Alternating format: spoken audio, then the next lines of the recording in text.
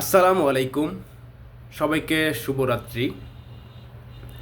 আজকে 16ই August 2024।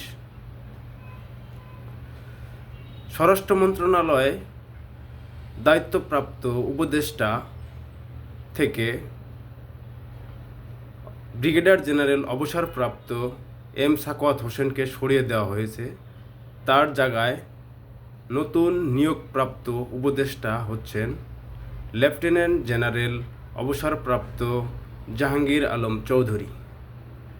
Lieutenant general অবসরপ্রাপ্ত জাহাঙ্গীর আলম চৌধুরীকে অভিনন্দন জানাই নতুন স্বরাষ্ট্র উপদেষ্টা হওয়ার জন্য।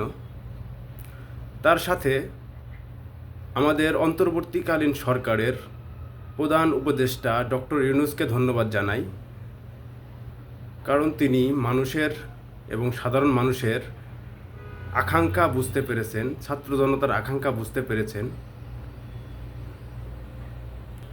সেই সাথে ডক্টর ইউনূস চিফ অ্যাডভাইজার, ওনার কাছে আমাদের প্রত্যাশা আরও বেড়ে গেল।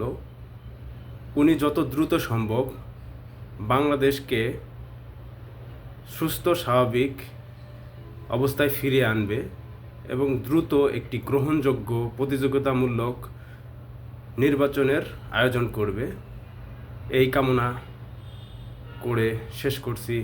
ধন্যবাদ সবাইকে।